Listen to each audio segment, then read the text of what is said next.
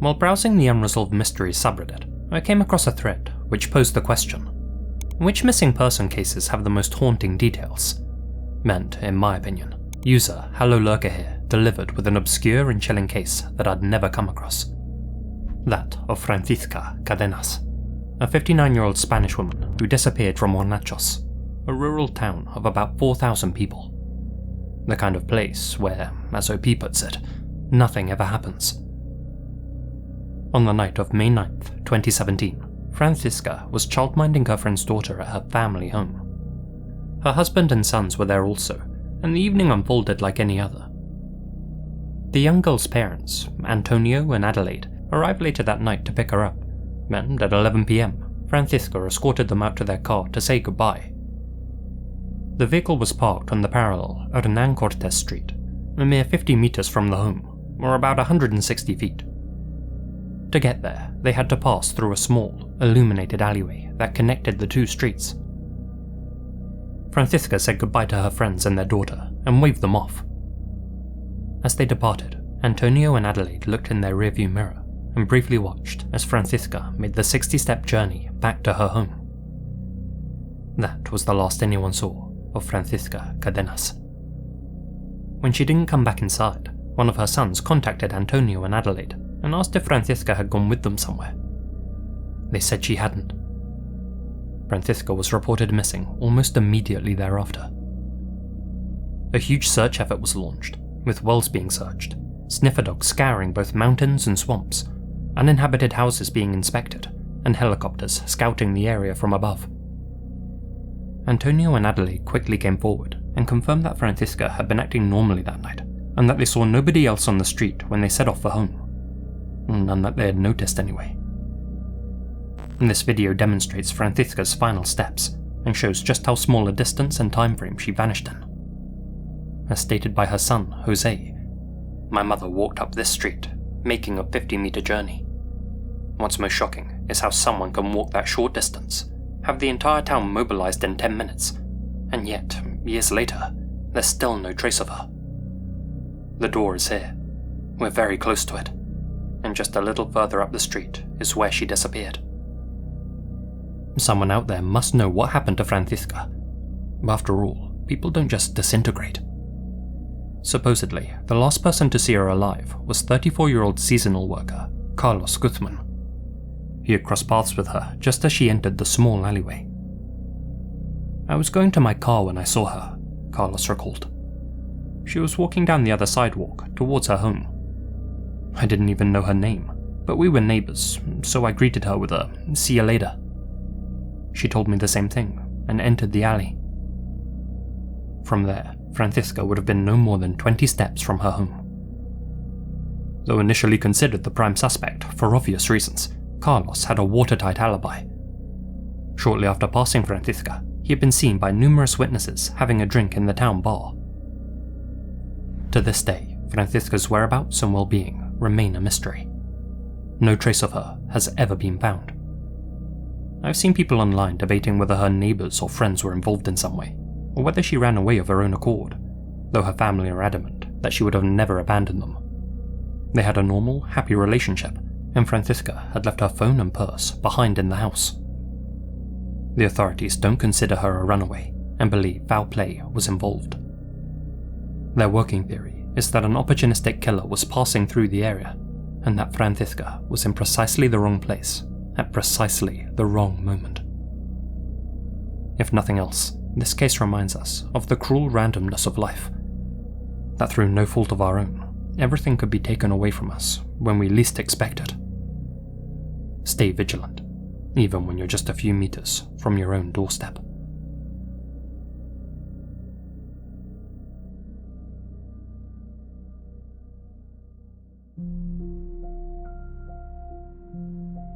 Are you tired of getting bombarded with spam calls and texts? I know I am. Just the other day, I got a text claiming to be from my bank, saying my account was compromised. Turns out it was a scam. One of the reasons why we get so many of these annoying messages is because big companies can't keep our data safe. Like how recently, AT&T revealed that nearly all of their customers' call and text records have been exposed in a massive data breach. Even if you don't use AT&T, if someone who texted you did, then your number was exposed too. To protect myself, I use Aura, the sponsor of today's video. Aura alerts me if they find that my phone number or any of my other sensitive information's been compromised, and they give me fast fraud alerts if anyone tries to use that data to access my credit or bank accounts. Aura does so much more to keep me and my family safe too. You get transaction monitoring, a VPN, antivirus, a password manager, parental controls, and identity theft insurance, all in one app at one affordable price. My favourite feature is their AI-powered call assistant, which screens unknown calls for spam or scams while still forwarding legitimate ones. It also filters out known spam numbers and even scans links in the message for phishing threats. I'm not leaving myself vulnerable to data breaches, and if you don't want to either, you can go to aura.com/lazy and try your first 2 weeks for free, also linked in the description.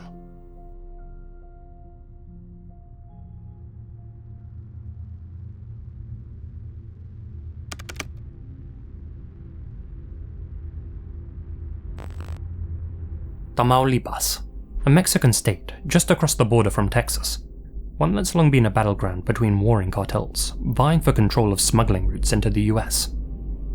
Back in the early to mid-2010s, the two predominant factions were the Gulf Cartel and their former associates, Los Zetas, a syndicate known for its immense scale and unrivaled brutality.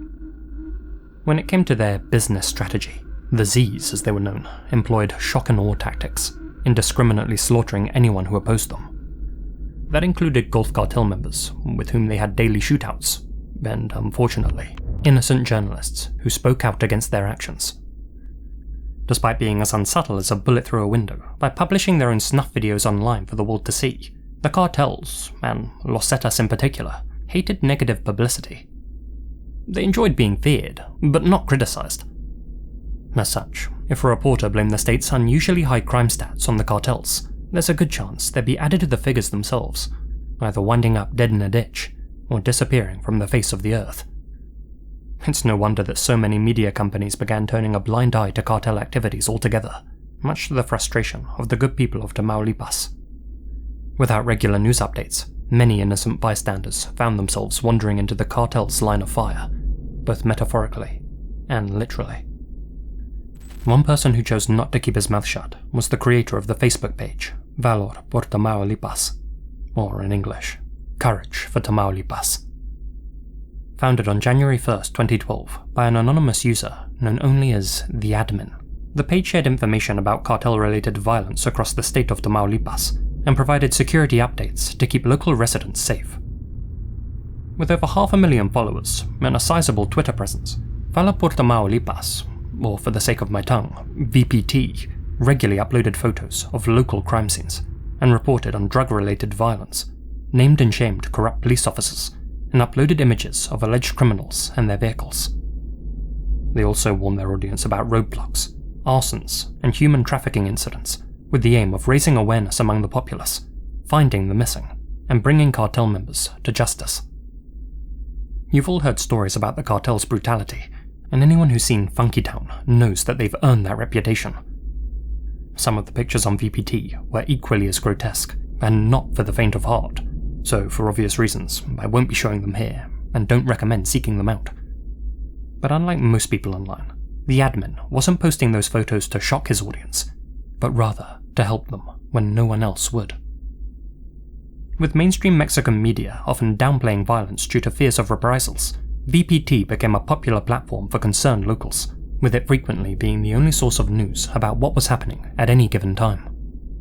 Many turned to VPT to check if there was a shootout occurring nearby, find out where carjackings had occurred, or see if anyone, maybe even a loved one, had gone missing. The admin was known to be active around the clock, sharing whatever details he could, whenever he could.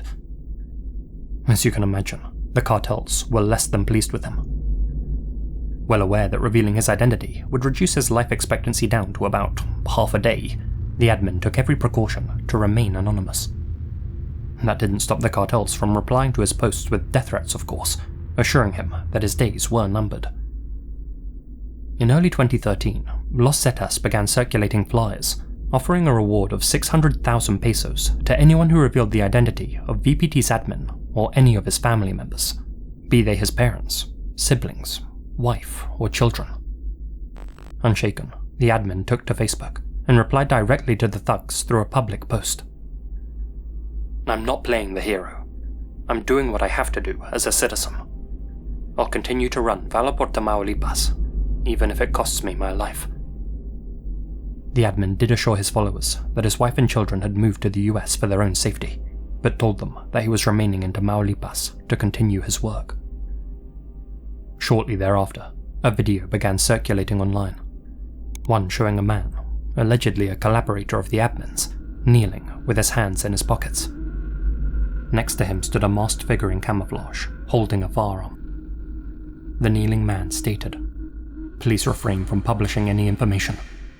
If not, this is the price you'll pay." After warning internet users against collaborating with VPT, the gunman fired a single shot into the man's head. In response, the admin left a message on Facebook, stating that he didn't recognize the man in the video and wouldn't speculate about its authenticity. But the message was clear, and was only made clearer on October 15th, 2014. In the early hours of that morning, the co-admin of VPT's sister page, Rosario Fuentes, was kidnapped. She had tweeted the location of a shootout so that her followers could avoid it, and one of the cartel members realized that she was a doctor who worked in a clinic nearby. Following her capture, the men holding her logged into Rosario's Twitter account, where her followers knew her only as Mie3, and made several tweets. "Friends and family, my real name is Maria del Rosario Fuentes Rubio. I'm a doctor, and today my life has come to an end." The account then shared before and after photos of Rosario, one of her being held alive, and another of her corpse. Her killers changed her profile picture to the after photo. The final tweet to appear from her read, "At Bandolera 7, at Civil Armando MX, at Valor por Tamaulipas, death is closer to us than you think. Close your accounts. Don't risk your families the way I did. I ask you all for forgiveness." By the time Twitter deactivated the account, the images had already been widely circulated. The admin confirmed Rosario's death on Facebook and expressed his deep sorrow over the incident. He stated that she had been a long-time collaborator of VPT and had saved countless lives not just as a doctor, but as an anonymous citizen journalist. In December 2014, the admin announced his retirement from social media, stating in a post, "In my case, organized crime won, but it has only defeated me, and not society. It has not defeated the thousands of contributors who trusted this page and made reports despite their own fears." He also announced that the page would remain active and was being handed over to a nameless individual with connections in law enforcement. In the comments section of the post, many users thanked the admin for his service, though some expressed concerns about the new management's potential ties to the government. The page was later closed by Facebook, likely for posting graphic content, but was relaunched shortly thereafter. It now mainly serves as a Rosario Fuentes memorial page. Its last update was posted in October 2020. The reason the page fell silent remains unknown. Many suspect, or at least hope, that the admin reunited with his family in the US, and that they were able to begin a new life in a less tumultuous setting. His identity remains unknown to this day, and I never thought I'd say this, but I truly hope that's a mystery that will never be solved.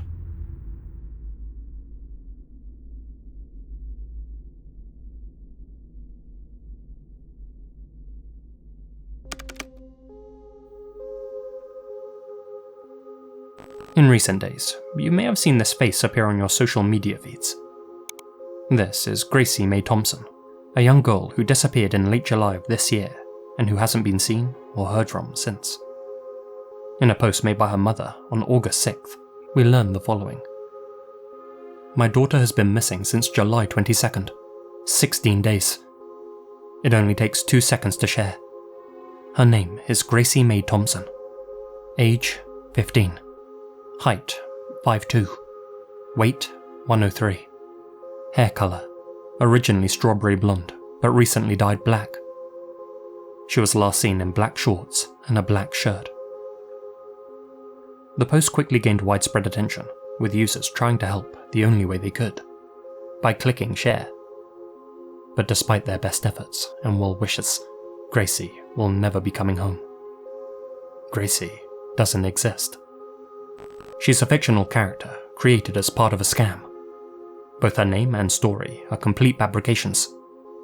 Don't get me wrong, these photos are indeed of a real girl, though they were likely stolen from a still unidentified account, with the young woman pictured being completely oblivious to the fact she's been made the poster child of a con. When you dig below the surface of this post, a few red flags do present themselves, but crucially, no amber ones. There haven't been any recent amber alerts for a Gracie Mae Thompson anywhere in the US, and if you search her name on Google, no missing person articles or news reports will show up. Instead, you'll be met with dozens of accounts sharing the same template about their missing daughter. All of these different people claim to be Gracie's mother, and though the text itself remains consistent across them, they all contain one conflicting detail, namely, where Gracie went missing. Some posts claim that she vanished in Odessa, while others say Stockton, Pickens County, Detroit, Bell, Corner Brook, and various other locations. That's because each of the posts appear in sales pages like Upper Lower Catitas County Auction and Odessa, Texas Trading Post. Fraudsters are aware that by making their posts region-specific, they can generate more likes, shares, and clicks. Other posts have also been circulating using different names and faces, though Gracie's has received the most traction so far, with her name even appearing on Google Trends in recent days. Her story is currently making the rounds on TikTok and racking up thousands of views. Though some accounts seem to merely be using the fake missing person format to farm engagement or spread a hoax, others have been making them for more nefarious purposes. According to Scam Finder, some of the posts, like this one, are designed to spread malware. By clicking on their associated links, in this case obituaryremembrance.info, users are taken to sites flagged by antivirus software as malicious. Clicking these links could lead to stolen personal information, compromised social media accounts, and the installation of harmful software on your device. Unfortunately, there are no depths that scammers aren't willing to sink to, and that includes preying on the empathy of good-hearted people. And in doing so, they divert attention away from real cases, foster distrust towards genuine missing person posts, and exploit the images of people like the young woman used in this scam. If you ever come across a post that's appealing to your empathy like this, take a moment to check the details against reliable sources. This simple step can help prevent the spread of misinformation and protect both you and others from becoming the victims of scams.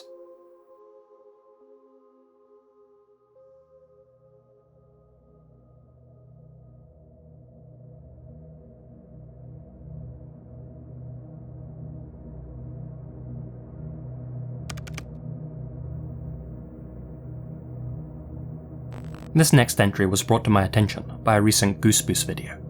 He covers loads of interesting internet mysteries himself, so be sure to check out his channel in the description. You'd hope that the creepiest thing you'd find while browsing reviews on Google Maps would be that the restaurant you've taken your date to has a 1-star rating, and that the greatest mystery is whether your next date's going to be with the toilet. But then you'd be ignoring Ricky Calderon, an account which routinely leaves reviews for various establishments across the US. Though on the surface they aren't particularly noteworthy, when you look through the photos posted alongside them, things take an eerie turn.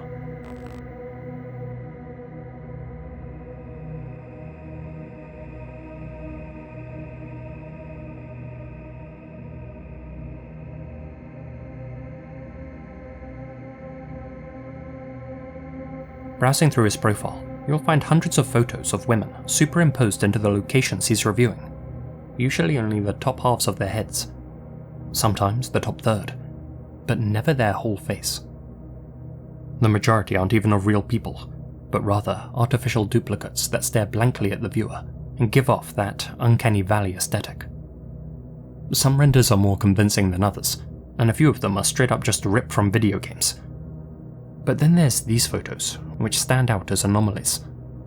Shots of real women, seemingly oblivious to the fact that Ricky's taking their picture. I've been through his entire profile, and at time of recording, he's posted 292 photos, with more being added every day.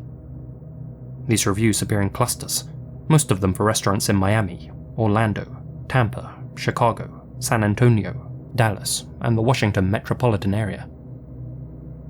The question is, why is Ricky Calderon doing this? The current consensus is that it's all the work of an AI bot training itself to insert fake people into real locations.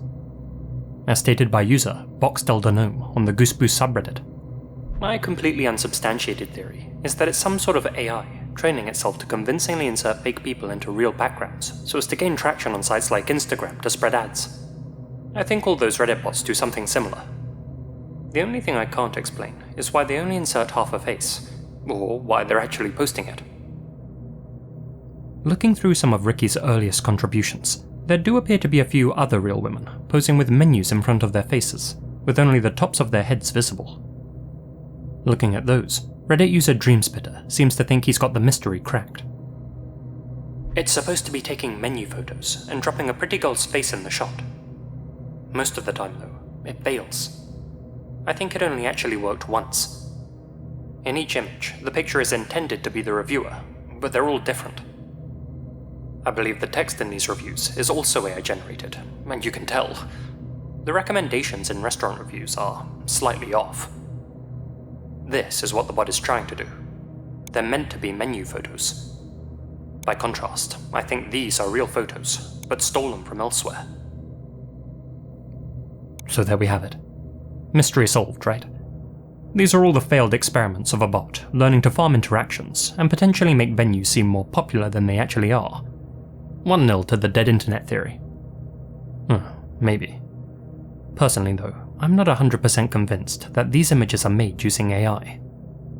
They look more like two graphics spliced together than a generated whole. I've never seen an AI create an image where one part's hyper-realistic, and the other, less so.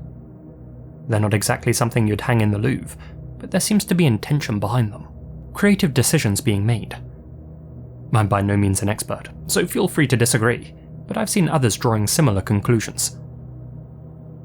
With a few exceptions, Ricky's reviews are almost exclusively for restaurants. We're talking Twin Peaks, Tilted Kilt, and my personal favourite, Bacon Bitch. The vast majority though seem to be for Hooters. Guess he really likes the wings.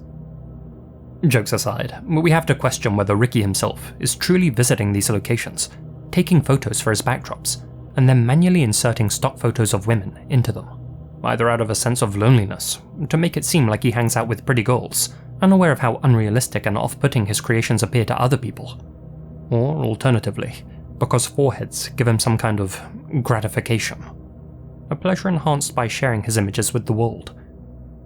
If so, that would make a few of these images, these ones in particular, quite disturbing, given that I doubt these women were even aware their photos were being taken. Still, this is very much a fresh mystery, so let me know your thoughts about it in the comments.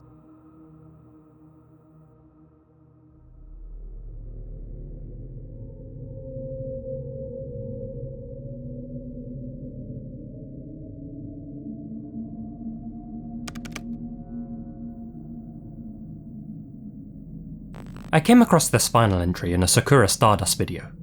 She makes great content that covers all things creepy from the Japanese web. Be sure to check out her content and say hi. Link down below. August is a turbulent time in Japan. Smack bang in the middle of typhoon season, those who live by the ocean, like the good people of Mie Prefecture, are annually bombarded by strong wind, heavy rain, high tides, and deadly landslides.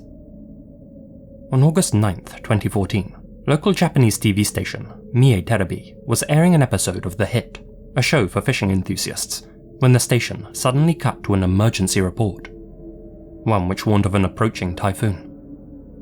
Mie Prefecture was being hit by some particularly severe weather that summer, so those tuned in gave the report their full attention.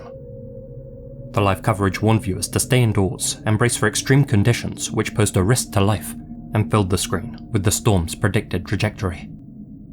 But as viewers tracked the path of the typhoon and prepared for the worst, an unexpected image flashed on screen. There was no context, no forewarning, no explanation, and just as quickly as it appeared, it was gone. But given that it appeared during a typhoon alert, the image both confused and unsettled everyone watching. The incident wasn't addressed by any of the presenters, fueling a mix of curiosity and unease. Predictably, the network's admittedly small viewer base quickly took to online forums to discuss what they had just seen. The picture was so eerie and out of place, so many wondered whether it was a tasteless joke, an attempted network hijacking, or simply a way for Mie TV to drum up engagement. Well, if the latter was true, then their plan worked. While watching the news about the typhoon in Mie Prefecture, I saw a video of a bloody woman running away from an elevator. Was it an image of her running away from floodwater? Thinking about it, her hair was wet and it was sticking to her face. I thought it was blood. Yeah, there was no explanation at all. Was it real or from a drama series? I don't know. It looks something like this. Mie TV didn't have many regular viewers, and nobody had recorded the report containing the image. The August 9th broadcast was officially lost, and with nothing but a half-second memory to work with, netizens worked together to paint a clearer picture of what they'd seen. Some described a bloody woman being attacked by a realistic ghost, creating mock-ups like these. There was some debate about whether it was a still image or a video clip. Soon, the conversation spilled over onto other forums and reached a wider audience, fueling the morbid curiosity of other internet users who joined in with the speculation. Word quickly spread that all the recordings of the typhoon alert had been intentionally erased by the showrunners, who were desperate to prevent anyone from rewatching it. People labelled it as cursed, and even an optic hazard, something that, once seen, can't be unseen, and could have devastating effects on one's mind. With online speculation getting wildly out of hand, the station's official Twitter account finally addressed the incident, stating, "Due to a system error, a video from one of yesterday's news segments got mixed up in today's announcement. We sincerely apologise." So, netizens had their answer. The image was just a screen grab from one of the previous day's reports, one that had accidentally been spliced into the typhoon coverage. Mie TV didn't elaborate further though, leaving those following the mystery with even more questions. What sort of news segment would contain such a bizarre, disturbing image? What could they possibly have been reporting on? The still that flashed on screen during the broadcast was eventually tracked down and published in a horror magazine. One headlined, "Scary Broadcast Accident that occurred during a typhoon relay." How the author got their hands on the seemingly lost image remains unclear, but finally the internet was able to examine it in detail. It was a photo of a distressed woman in a bathroom, running from what appeared to be a person dressed as a yokai, tinged green as if captured using a night vision camera. Despite what Mie TV had announced, many believed that it had to have come from a movie or show rather than a news segment, but despite a thorough search, no piece of media resembling the still could be tracked down.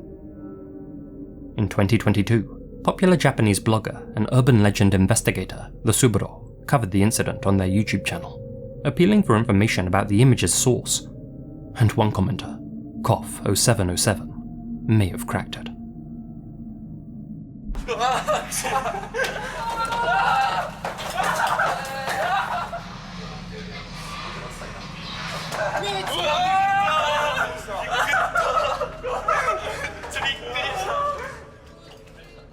This is a promotional video for the Narrow Path of Fear, a haunted house themed around Kuchisake Onna, the infamous split-mouthed woman.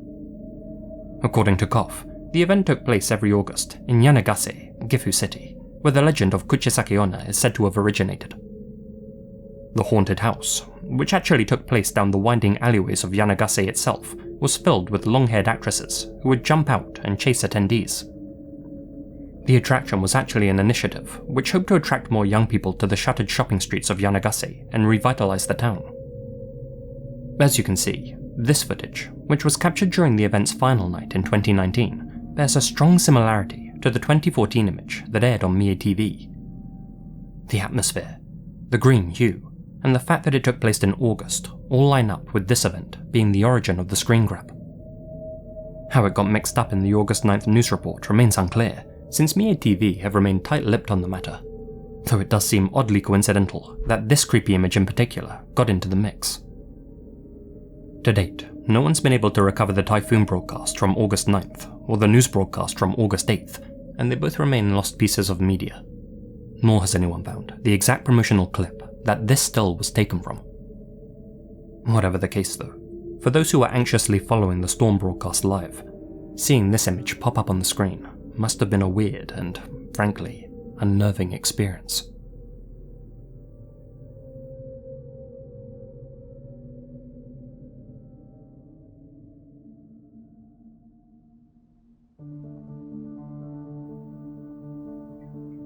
Hey guys, it's been a while. Sorry it took so long to post this. I've been a little busy in the real world recently. If you'd like to see more of this series, let me know which mysteries or websites I should check out. Before we end, a huge thank you to my supporters here on YouTube and over on Patreon, especially my biggest supporters: George Lopez, Holly Lyons, ModestBulbasaur, Alana Pons, asiamina, Azrael Warakai, Chief Cochuaque, Colin Monsma, Connor Louthan, Wewzow, FansrusPupperus, Farewelltattoosjaxfl, Gina Valera, Gracearchie, Hamish, Biluck, Mistyblue Longie, Peter Logdratch, TNS Mum, Terry Ford, Hamish K, LJB, Itai Alon, and Nephus 1988.